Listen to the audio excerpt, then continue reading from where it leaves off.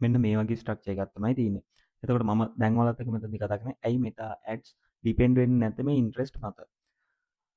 මෙතනදී කලින් ස්ට්‍රක්චර් එක ගැන කතා කරාම මෙටා එකෙන් assume කරනවා ඉන්ට්‍රෙස්ට් ටාගටින් වැඩ කරනවා කියලා. මොකද යූසර්ස්ලා කැමති දේවල් තමයි බයි කරන්නේ. ඔන්න ඔය වගේ දෙයක් තමයි මෙටා එකෙන් assume කරන්නේ. එතකොට මම මෙතන වලට එක්සැම්පල් එකක් දාලා තිනවා කලින් ස්ට්‍රක්චර් එක ගොඩක් කට්ටිය යූස් කරපු. මෙතනදී අපි උදාහරණයකට හිතන්නවා e-commerce කැම්පේන් එකක් හදනවා නම් එතන එක විදිහට අපි ඇඩ්සෙට්ස් කීපයක් හදාගන්න එක යූසර්ස්ලාව ඒ කියන්නේ ජෙන්ඩර් වයිස් ස්පෙસિෆික් කරපු ඇඩ්සෙට්ස් වෙන්න පුළුවන්. එහෙම නැත්නම් ලොකේෂන් වයිස් වෙනස් කරපුවා වෙන්න පුළුවන්. එහෙම නැත්නම් ඉන්ට්‍රෙස්ට් මත වෙන්න පුළුවන්. ඔය වගේ අපි ඔඩියන්ස් වර්ග කිහිපයක් හදා ගන්න. ඒවට යූස් කරන්නේ ගොඩක් වෙලාවට එකම ක්‍රියේටිව් ඇසෙට් වෙන්න පුළුවන්. ඔය හැම ඔඩියන්ස් එකකටම කිසිම ඇන්ගල් එකක් නැතුව එක විදිහට සේම් ක්‍රියේටිව්ස් වෙන්න පුළුවන්. ඔය හැම එකටම යූස් කරන්න. එතකොට දැන් මේ අලුත් ඇල්ගොරිතම් අප්ඩේට් එකත් එක්ක මෙටා එක assume කරන්නේ යූසර්ස්ලාගේ ඒ කියන්නේ ඒගොල්ලෝ බයි කරන්නේ බිහේවියර්ස් මත තමයි. කියන්නේ යාළුවගේ බයින් පැටර්න් එක තීරණය වෙන්නේ බිහේවියර්ස් බේස් කරගෙන තමයි.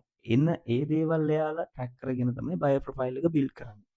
සහ මම මෙතනින් පහලින් දාලා තියෙන ටෙක්නිකල් බ්‍රේක්ඩවුන් කිහිපයක් එතනදී ඉන්ට්‍රෙස්ට් කියලා කියන්නේ ස්ටැටික් ඩේටා එකක් වගේ. කියන්නේ හිතන්න කෙනෙක් එයා කියා ප්‍රොඩක්ට්ස් වලට මීට අවුරුදු දෙකකට කලින් කැමති. හැබැයි ඒකෙන් කියවෙන්නේ නැහැ එයා දැන් මේ වගේ ප්‍රොඩක්ට් එකක් බයි කරන්න පොසිබිලිටි එකක් තියෙනවා කියලා. දෙවෙනි පොයින්ට් එකනොත් කියවෙන්නේ ඒ වගේ දෙයක් තමයි. මොකද මේ කැමති කෙන එක එතනින් අපිට කියවෙන්නේ නැහැ ඒක එයා බයි කරන්න බලාගෙන ඉන්නවා කියලා. සහ ඔතනදී දැන් මම තුන්වෙනි පොයින්ට් එක දාලා තියෙන්නේ බිහේවියර්ස් තමයි රියල් ටයිම් ඉන්ටෙන්ට් විදියට අපිට ගන්න පුළුවන්. ඒ කියන්නේ දැන් මෙතන ඇල්ගොරිතම් එක නිතරම රීඩ් කරන්නේ රියල් ටයිම් සිග්නල්ස්. ඒ කියන්නේ වොච් ටයිම් වෙන්න පුළුවන්, සේව් කරගන්න විදිය වෙන්න පුළුවන්. ඊට පස්සේ වීඩියෝ එකක් ගත්ත ඉතින් ඒක රිපීට් views එහෙම නැත්නම් සයිට් එකත් එක්ක කොහොමද එයා ඉන්ටරැක්ට් උනේ. ඔන්න ඔය දේවල් ගොඩක් ස්ට්‍රෝං මෙන් මේ අපි මෙතනදි කතා කරපු මේ ඉන්ට්‍රස්ට් වලට වඩා.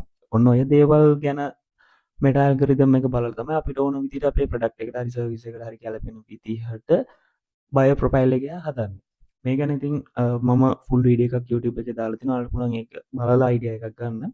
සහ එක්සැම්පල් මම හර්බල් ප්‍රොඩක්ට් බිස්නස් එකක් දාලා තිනවා. හිතනවා හර්බල් ප්‍රොඩක්ට් මැනුෆැක්චරින් කම්පැනි එක කැම්පේන් එකක් රන් කරනවා නම් මෙතනදී කලින් ගොඩක් වෙලාවට කරන්නේ ඉන්ට්‍රෙස්ට් ටාගටින් තමයි දාන්නේ. එතකොට ආයුර්වේද හේයා කියා ඔන්න වගේ ඉන්ට්‍රෙස්ට් දානවා. එතකොට වෙන්නේ රැන්ඩම් ක්ලික්ස් එනවා සහ සේල් එක ටිකක් අඩු වෙන්න පුළුවන්. මෙතනදී සිග්නල් බේස් ටාගටින් මෙතඩ් එකට යනකොට ඇල්ගොරිතම් එකෙන් බලනවා අපි දාපු වීඩියෝස් අපි දාන এডুকেෂනල් කන්ටෙන්ට් කවුද 75% වලට වඩා view කරන්නේ, ඊට පස්සේ ඒවත් එක්ක engage වෙලා ඉන්නේ කොහොමද, සහ රූටින් වීඩියෝස් කොහොමද එයා සේව් කරන්නේ. ඔන්න වගේ දේවල් එක්ක බයර් ප්‍රොෆයිල් එකක් බිල්ඩ් කරනවා. එතනින් පර්චේසින් probability එක තියෙන බයර්ස්ලා හොයාගෙන අපේ කැම්පේන් එකේ වගේ යූසර්ස් වලට අරන් යන එක තමයි මෙතනදී මේ සිග්නල් බේස් අප්‍රෝච් එකකදී වෙන්නේ. සහ මෙතනදී කරන වැරදි දේවල් ගත්තාම ගොඩක් කට්ටිය කැම්පේන් එකක් හදනකොට ගොඩක් ඉන්ට්‍රෙස්ට් ටාගටින් යූස් කරන්න ගන්නවා. එතකොට ඔඩියන්ස් එක තව නැරෝ වෙනවා. ඔතන රිසල්ට් එකක් විදිහට මෙටා එකට ඇත්තටම දැන් ලර්න් කරගන්න බැරි වෙලා CPM වැඩි වෙලා CPA එකත් වැඩි වෙනවා.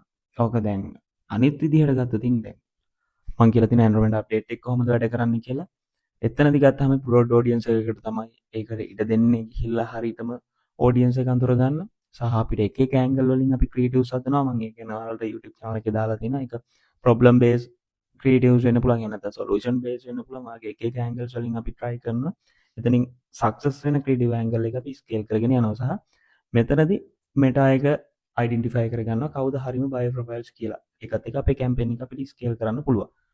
ඔය වගේ අයිඩියා එකක් තමයි මෙතනදී තියෙන්නේ. ඒක නිසා පුළුවන් තරම් ඉන්ට්‍රෙස්ට් ටාගටින් try කරන්න. මොකද ඒක ඕන වෙන කැම්පේන් වර්ග තියෙනවා. ඒක ඔයාගේ බිස්නස් එකේ කියන්නේ බිස්නස් එක අනුව තමයි ඒක ඩිපෙන්ඩ් වෙන්නේ. සහ මම මෙතනදී අන්න ඒක ගැන තමයි ඔයාලට අප්ඩේට් එකක් දුන්නේ. සහ මේක ගැන ඔයාලට වැඩිපුර ඉගෙන ගන්න ඕන නම් පුළුවන් YouTube channel එකේ තියෙනවා වීඩියෝ එකක් මේ සම්බන්ධව දාලා ඔයාලට පුළුවන් ඒක බලන්න.